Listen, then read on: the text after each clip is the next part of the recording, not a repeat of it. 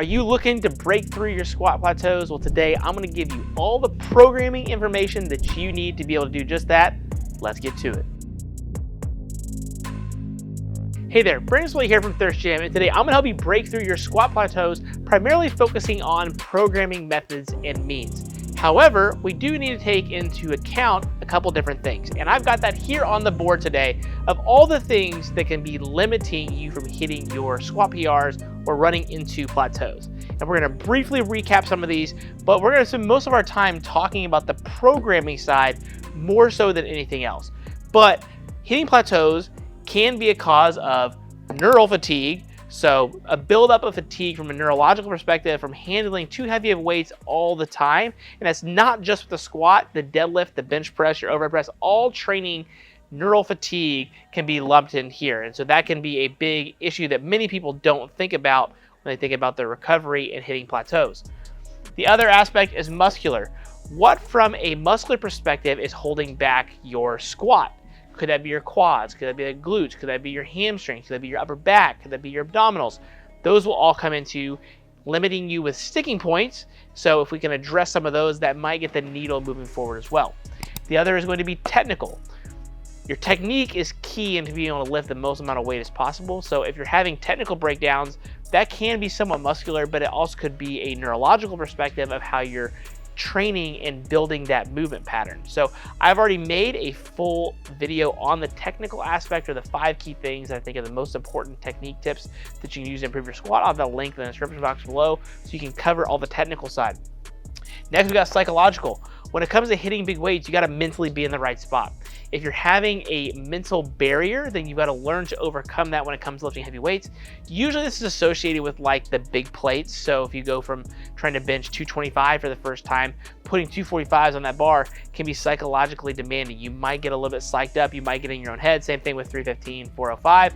So some mental training or getting used to seeing those weights through different programming means, which we may talk about here later, can let you learn to handle those weights, let you get over that mental and that psychological aspect.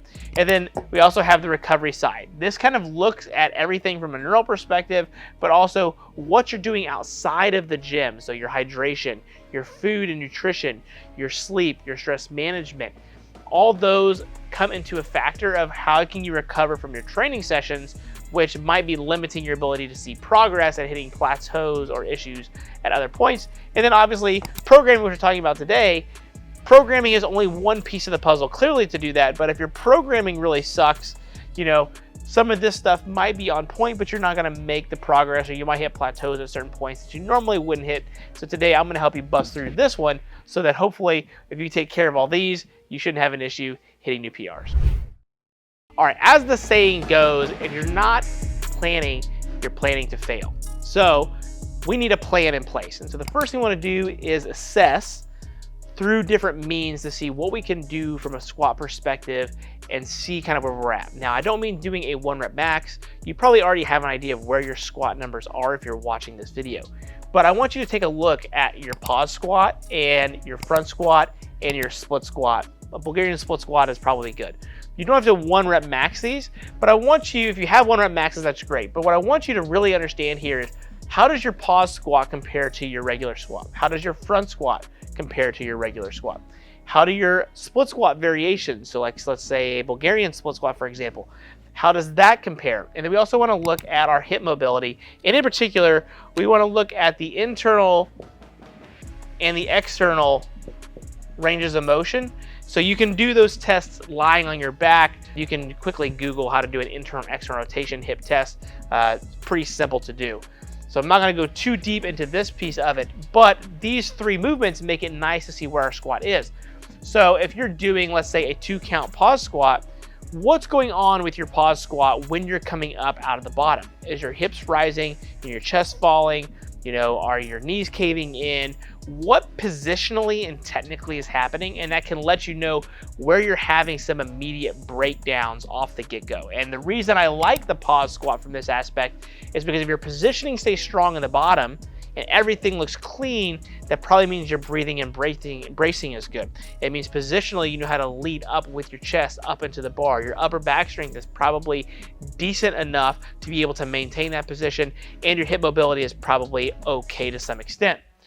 Now, if we go to the front squat, same thing, but the front squat is going to look at our upper back strength and our abdominal tightness a little bit more. So if you constantly notice that when you do a front squat, if your numbers are significantly lower, like if your front squat is 50% or less of your regular back squat, this is going to tell me you need something to work. But if you notice that your chest is falling in your front squat, you're having a hard time keeping that rack position regardless of how you're doing it, or you can tell that you're pitching forward a lot, that tells me that your abdominals and your upper back need some work. So this can be a way to assess of where you can, again, put some extra accessory work, but also that the front squat is probably a movement that you need to build upon to see your squat rise. You can also use different safety squat bar variations as well for this, because it will work similar musculature and let you increase the loading potential a little bit as well. And then from the split squat perspective, we're going to notice whether we have a hip imbalance from a strength perspective, whether one leg is significantly stronger than the other. But you're also going to be able to notice, like, am I not able to do much weight? Is my stability really suck? Like, can I not keep balance very well? That's going to let you know that there's some low-hanging fruit that you can go after to be able to see your squats rise without having to actually do any real squatting. And you can just merely add in different split squat variations to be able to drive your squat in the right direction, but also keep your hips at play. I think you should be doing split squat variations all times of the year throughout your training, every single week. But I know a lot of people skip them or they don't push them incredibly hard. But if you keep an eye on these as an indicator and an initial assessment, then you can know what you need to work on there. And then, as I talked about with the hip mobility side, if you have really poor mobility, getting some hip internal external rotation measures can give you a starting spot, and then you can program in different mobility drills to try to improve upon that, and then that can ideally help your positioning on some of these other things, which then can also drive up your squat. All right, now that we got that out of the way, now we can actually move to the programming principles. And by programming principles, we have these 5 things that are primarily the things that you're going to use to manipulate your programming. You can manipulate your volume, your intensity, your frequency, your variation, and your rest. And by rest, we have a 2-prong approach here. By rest in terms of days in between, but also the rest between your sets. Now, for most general strength training, in terms of pushing up your squat, the rest one's kind of easy, because generally I'm going to say if you're trying to improve your strength, your rest should be as needed. However, when it comes to your accessory work, you want your rest somewhat on the lower side compared to what you would normally do in terms of your heavy work. But ideally 60 to 90 seconds with your accessory work is kind of like a good place you should be. If you start doing 3-4 minutes of rest between all of your accessory work, you're probably not pushing them hard enough, and you're kind of missing the forest of the trees there. But the volume, intensity, frequency, and variation are the big 4 that you usually see people manipulating to see progress. I'm going to talk about each one of these in much more detail here in a second, but I'm going to get some brief definitions out of the way before we move forward. So volume is going to be effectively your total amount of work done of a particular exercise. You can look at it from a session perspective and a exercise selection perspective. So for example, if I'm doing 5 sets of 5 at 50%, that volume is clearly not as high as 5 sets of 10 at 50%, right? I'm doing double the amount of work, I'm doing double amount of volume. Now, there is a big thing where people will talk about quote unquote junk volume. I'm not a huge big proponent into that, because if it's challenging enough, I don't really think there's junk volume if you're pushing yourself close enough to failure to see progress. In general though, volume is a primary driver of muscle size and strength. However, the caveat here is that does nothing if you don't have intensity. And by intensity, I'm talking about percentage of 1 rep max. If you're not training with heavy enough weights, the volume is not going to matter, which is then where that junk volume comes into play. In my opinion, most people that are training hard don't have junk volume. Otherwise, you're just doing stuff to do stuff, and really that's just a waste of time. I don't know why you're in the gym to begin with. But if you're giving high quality effort, the intensity part will kind of come into the volume by itself. But for the most part, when it comes to me tracking and looking at weights with lifters and athletes, for me, things that are over about 60 or 65% really start adding into this volume equation. Anything that's at 50% or less, to me, doesn't really move the needle. You can certainly do some very high rep work at the 50% range, but you're probably not going to do that with your main lifts, in particular the squat here. So that's why I don't really count that. Once you get that 60, 65%, the weights are actually going to be meaningful if you're doing enough repetitions, and they really start to matter once you start getting in that 70% range or higher, because now we start talking about hitting things that you can only hit for maybe a maximum of 10 repetitions, where we're actually going to start seeing some driving influence there. But volume and intensity are also important because they work with an inverse relationship. You can't have a high volume and high intensity based session together. So for example, I can't take 90% of my 1 rep max and do 50 total repetitions with it in a given session. To give you an idea, 90% is approximately a 3 rep max, slightly less. So that means the most that I could do would be 3 reps with that percentage. That means if you do the math, let's say I'm doing 2 to be conservative, I have to do 25 sets of 2 to get 50 repetitions. There's no way I'm going to recover from that, and there's no way you're probably going to complete it, okay? So these kind of take care of themselves because they are of an inverse relationship when it comes to strength training, just in general principles, but especially when you're talking about squatting. Next would be frequency. How frequently are we going to do the squat? Are we going to squat 1 day a week, 2 times a week, 3 days a week, 4 days a week, 5 days a week, every day? There is a case potentially for all of those, but again, frequency will kind of be dictated based upon your volume and your intensity. Volume can go up over the course of the week. If you squat 3 times a week, clearly you're going to get more volume, but if you're squatting 3 times a week, that likely means that your intensity can't be as high because you're not going to be able to recover from a nervous system perspective and or a muscular perspective to be able en route see progress from there. So frequency kind of depends on these two, and depending upon what you want to do.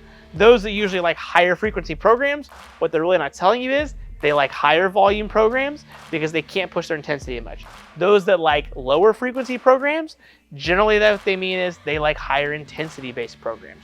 Both have merit, both have their place. We'll talk about that later. Next is going to be variation, and that's going to be the different variations of squatting that you're doing. So we use some of those assessment tools we talked about, the pause squat and the front squat being an example, but we also have a plethora of variations in terms of adding bands, chains, specialty bars, boxes, pauses, tempos. All are viable ways to drive your squat in the right direction. But you all do want to make sure from a variation perspective, as Dave Tate has coined, there are testers and there are builders. Okay, there are certain variations that are going to lend you to knowing that you are making progress. So for example, if your front squat is going up and your squat is going up, that is probably a way to test and see how things are going. Because if your front squat goes up, that probably means that your back squat's going up. Now, builders are going to be exercises that maybe don't translate well from a testing perspective, but you know that every time you do them and you build them into your program, so you're doing hard working sets, but when you do them, your squat starts to see improvement, that means that it is making progress. So for example of a variation for me that always worked well for squat was that when my safety squat bar volume of work got better, so I got better at doing volume-based work, say 3 sets of 6, and that made progress, I knew that my squat was seeing progress. My safety squat bar box squat numbers never really improved a whole lot over the course of my career, so it wasn't necessarily a good tester, but I knew I could always rely on it to help build my squat when I needed to improve the strength perspective. So it's a little bit muddy waters there, but the testers are something that you know that from a training perspective, you can't do all the time, and you don't see good progress in terms of driving up your squat, but they linearly follow what your squat is doing for the most case. And this usually means that you have to have some skin in the game and some experience to be able to track those. So it's why tracking your PRs and your best on particular lifts is incredibly important. But also the variations are great because we can attack certain weaknesses, both from a technical perspective and a muscular perspective, maybe even a psychological perspective. So variation has a very important aspect in terms of how you do your programming when it comes to improving your squat. All right, the first thing you want to focus on is going to be volume, and that's what we're going to focus on here today. And there's a couple different things we're going to talk about when it comes to volume. So we have when and why would you increase or decrease your volume, the linear way to go about this, the step way to go about this, and the wave / loading way to do about this. So when and why you would increase or decrease. So Usually it's thought that you would increase your volume over time to improve GPP or general physical preparedness, or as your body accumulates to that. So you don't want to start off with too much volume too fast. You usually want to gradually build into that. One, it's going to limit the amount of soreness that you have. While soreness is not dictated directly towards progress, you also want to make sure you're just slowly making progress as you can. You want to be able to build from week to week. And so by starting with a moderate base and building up over time, that will let you, again, be able to adjust your volume up and down. And then usually as volume increases, usually your strength can also increase because you're going to build more muscle, and that muscle is then going to move more weight. We've talked about the intensity side, and I'll get to that later about how that can kind of tie in with this. And you can also decrease your volume. So usually you would think about decreasing your volume as your intensities increase. So as you know you're going to be lifting more and more weight, or you're pushing heavier weights, you want to decrease that volume so that way that the fatigue can be managed appropriately. Or if you know if you're getting ready for a competition or something like that, you're going to decrease that volume. It's going to fall off. That's going to allow you to super compensate and be able to see more progress as well. So the seasonality of how you train is going to be there, but also depending upon if you're trying to build a bigger base to go from, then you want to naturally want to build that volume base up, and then you shrink it down towards the competition side. Next, we have a linear approach. So that would just mean that effectively over time, volume is going to go like this. And you could do this over the course of, say, 3 to 6 weeks. And over the course of 3 to 6 weeks, you're going to increase your volume over that time. Then you might change your variation or what you're going to do. And then you just do the same thing for the next one. And over time, you really hope that that volume continues to get a little bit higher. And then that's going to lead to improved strength gains. That's a very common method, especially for more beginners or intermediates. It's a very easy way to ensure that you're going to see progress. Next, we're going to have the step system. This can also be undulating system, but essentially that means that you're going to have different fluctuations in terms of what your volume is doing, and you can adjust this over time to where you're going to have, typically you're going to have, in terms of volume side, you're going to have a medium day, high day, and usually a low day, and then they can fluctuate depending on what you want. So this step system can usually look at it from a week perspective, how much volume you're doing over the course of a week, but you can also look at this from a session perspective as well. So if I was, say, squatting 3 times a week, I might have a medium volume day, a high volume day, and a low volume day, which again, because intensity is works inversely with volume, that means that usually if you have a low volume day, your intensity would be higher and vice versa, right? And then we have the wave system. And so this is primarily taken from Louis Simmons, but basically you're going to have a 3-week wave, and then your volume is then going to come back down, and then we're going to go like this. And it looks kind of like the linear, but basically each week our volume would be here, here, here, and then when we come back to the new wave, even if it's a 4-week wave, it's here, then the next wave would go back down to that baseline, and that would go over the course of the wave. So it's going to wave up and come back down. So it's going to go up and down. The difference between the linear and the wave is that generally linear is just going to continue to go up over time. You're going to have some step backs, so it's going to look a little bit like the wave, but the wave is intentionally saying every 3 or 4 weeks, our volume is going to increase like this, and then we're going to change variation immediately and wave back up. Or you can even stick with the same variation as well and wave back up. And that's why with conjugate training or dynamic effort training, the wave system is what he uses for that, to be able to acquire their volume from their speed squats. So these are the ways that you can manipulate your volume to bust through those plateaus. All right, the next thing we're going to talk about here is intensity. And as I talked about multiple times already, this works inversely with volume. So your intensity is higher, your volume needs to be lower, especially for that particular session, but even from a week and a training block perspective. The heavier you're going to lift, the less volume you need to do from a recovery standpoint. So the first thing when it comes to intensity that's most common is taking heavy singles or max effort work. And in particular, this usually means doing 90% or higher of your 1 rep max. And this builds technical coordination, both intermuscularly and intramuscularly. And so this can be great from a neurological perspective of learning how to figure a lift out, learning how to grind, as they call it, get your body used to those weights. And that's why the conjugate system is popular, is because you take those 90% weights every single week. So you learn to work on that with different variations of the squat in this case. So I do think that doing Hard singles pretty consistently is a skill, and if you don't do that skill enough, that's why volume by itself is not a good driver of strength when it comes to overall strength. Actually doing the technical work underneath heavy loads is what's going to be an incredibly important factor. And so you do want to make sure you're doing this to help improve those plateaus, because we talked about how important technique is in terms of breaking through those plateaus when we did the earlier things at the beginning, talking about why you have plateau issues and how you can get through them. Next, we'll be doing clusters. And so from an intensity perspective, this is where you're going to take a heavier percentage of on max, usually around the 80-ish% range, and you're going to do 1 to 2 repetitions, rest a short period amount of time, say 15 to 30 seconds, and then you would do another 1 or 2 and another 1 or 2. And so what this does is it lets you get a high amount of volume with a higher amount of intensity. And this is an intensity-based technique that you can use to break through that plateaus, but you do not want to rely on clusters all the time. You can't do clusters week in and week out and expect it can always see progress, right? You're going to burn yourself into the ground.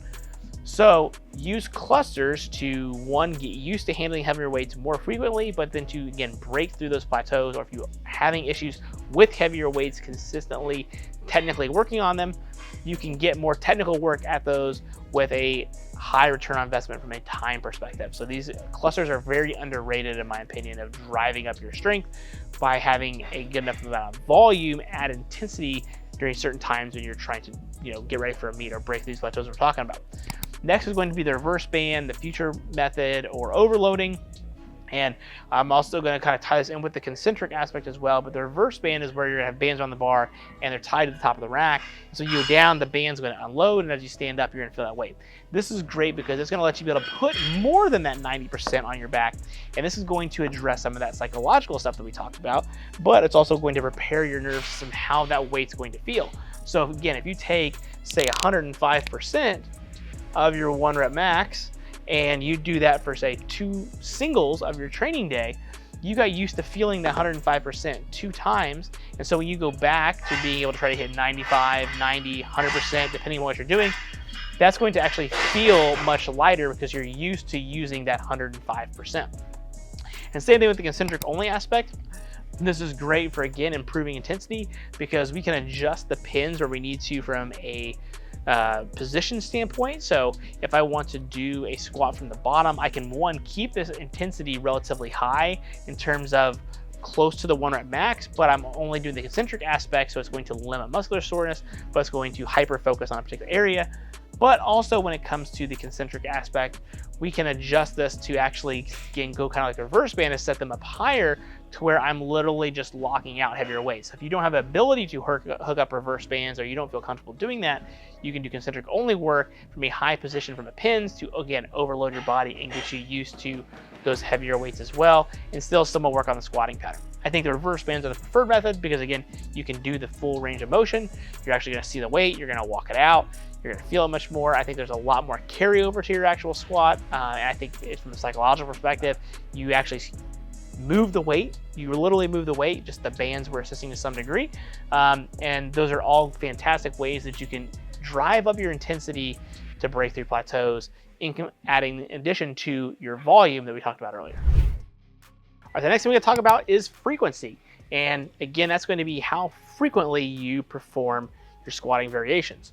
So the benefits that most people talk about are that you're going to get more touches, right? If you're squatting more days per week, that's more times to practice your craft and get better at the squatting movement. And that's very true. You can get a lot of practice and a lot of quality reps by increasing your frequency. And that's really the only major thing that you're going to see. Again, you can see your volume increase because of that, because again, you're getting more touches, so your ability to have more volume throughout the week can then rise. And that's the thought process, is that by being able to get more touches, more technical work from that perspective, and more volume, that those 3 things will then drive up your squat. And for the most part, for beginners to intermediates, definitely is the case. Advanced, it can really depend on a couple different factors, which we'll talk about here in a second.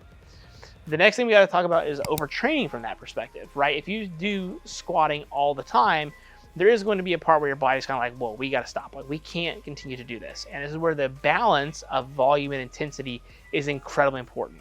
Because as your frequency rises, kind of going into the pros and cons here, but as your frequency rises, that means your volume is rising, and therefore your intensity cannot be as high. So your working sets, if you want your intensity to be higher, that means your working sets has to be considerably lower.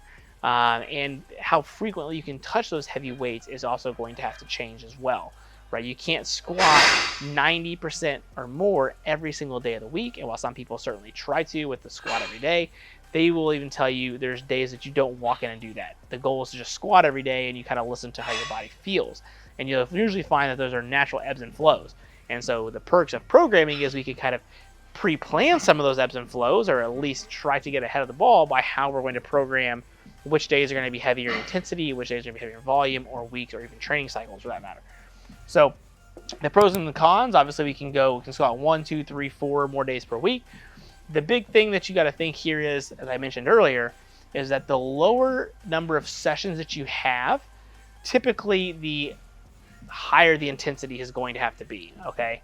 So if you're only squatting 1 day a week, you're going to have to probably squat pretty freaking heavy consistently week in and week out to make sure that you see progress, right? You can't squat around 60% 1 day a week and expect for your squats to get better. It will, again, work for maybe beginners or level out intermediates, but if you've been strength training for any amount of time, it's not going to be the ideal way. That's why the big guys that lift a lot of weights, especially in the equipped world of powerlifting, they can get away with squatting heavy 1 day per week because they're lifting so much weight and the intensity is so high. Conversely, if you go to 4 days a week, you're going to have that down and you're going to acquire a little more volume. Usually for most people, that sweet spot somewhere in the middle, 2 or 3 days per week. That's usually going to let you allow to have at least one heavy session and usually one lighter or volume-based session, especially the 2 days a week. And then the third one, you can obviously have a high, medium, low, or you can have a high and 2 lows. You get the idea. But usually that's the rule of thumb when it comes to that, and the pros and the cons of having the frequency, okay? So if you want more touches, you want more technical skill work, you're a beginner to intermediate, more sessions might be okay because you're going to get more practice of that, and you have a lot of room to grow. The stronger you get, I really think your frequency needs to come down. I think 2 days a week is a sweet spot for those that are incredibly strong. It will make sure that you allow enough recovery.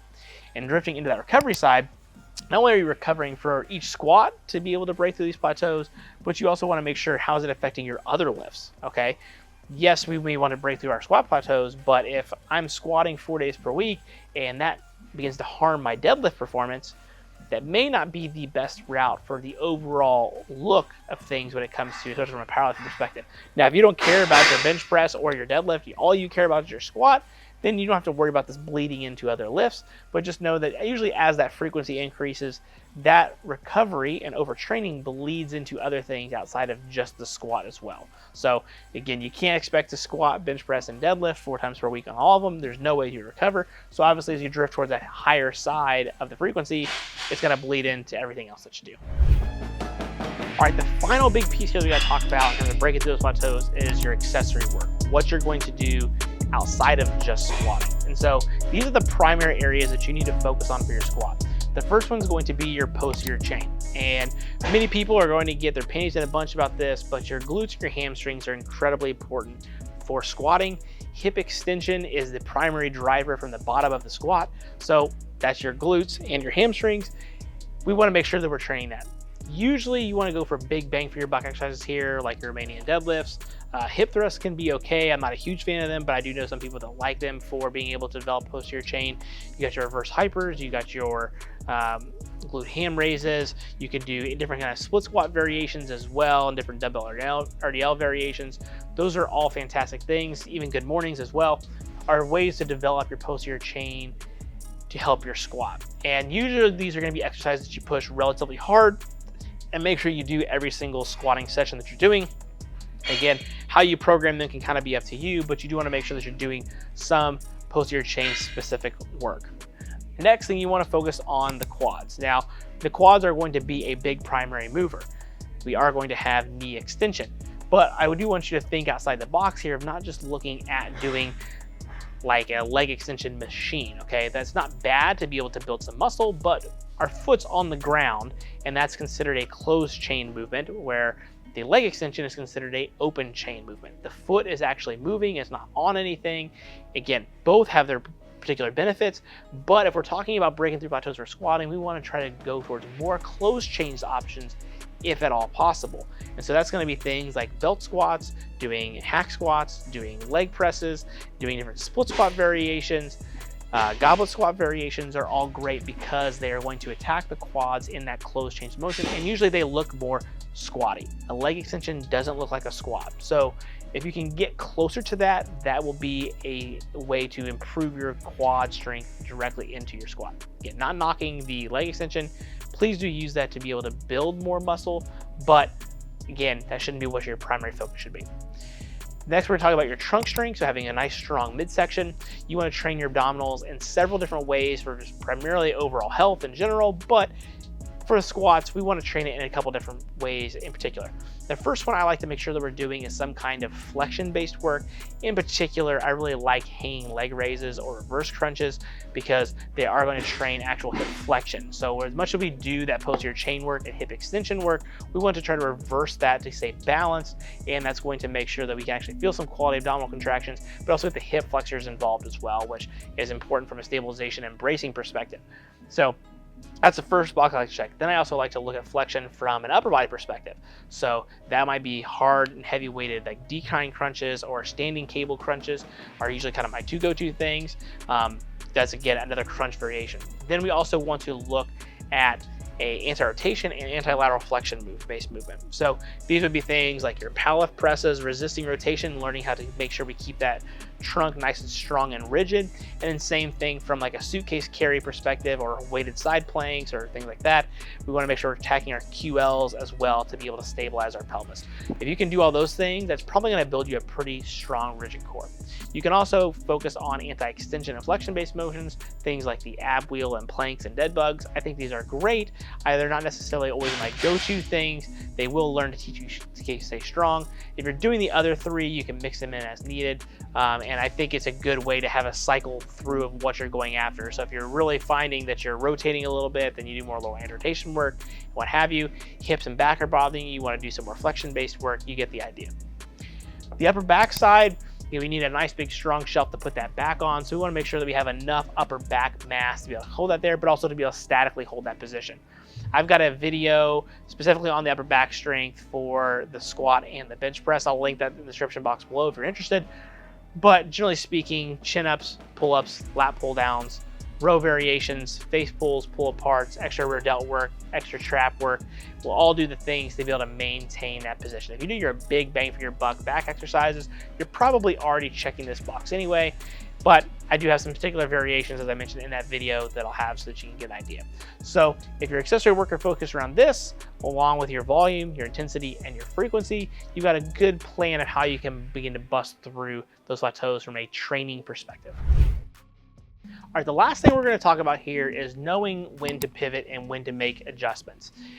The most important aspect of training, regardless of what you're after, is auto-regulation. Learning how to listen to your body, take those inputs and make adjustments, not only in the session and in the particular day that you're doing, but overall through the course of your training block and your training career. Okay, the auto-regulation is going to do a lot for you as long as you can listen to your body, be honest, and adjust. So the first thing I want to talk about here are red flags. Okay, if you're doing whatever program that you have written out, whether you purchased it or you have coaching with somebody, red flags are that over the course of 6 months or so, your technique's not improved, your numbers aren't going up, your body's aching or bothering you, you're injured all the time, you constantly keep missing lifts and meets for particular reasons, whether it's not squatting low enough or listening to commands. Like, those are all big red flags of what you're doing needs some kind of adjustment. Okay, I'm not saying you have to have all of them, but if one or two of them are pretty consistent, especially over a 6 month period, when I say 6 months is because those things can happen to anybody at any time. But if they're consistently happening in that time, even longer if you want to extrapolate out to a year, that to me is a red flag. Okay, being injured and not feeling well and feeling overtrained or not seeing technical improvements are big red flags of what you're doing is not working. Okay, the numbers don't always say everything that we want them to say. They should be the primary indicator because you're trying to break through a plateau.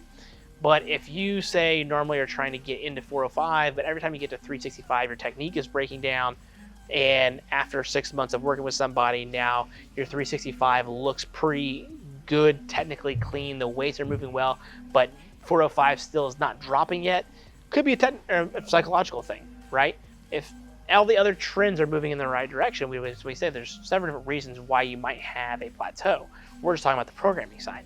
But for me, those are the programming things that I look at, and the feedback that I'm taking from athletes that I work with is, what can we do to prevent red flags and make sure we're chipping away and seeing progress, okay?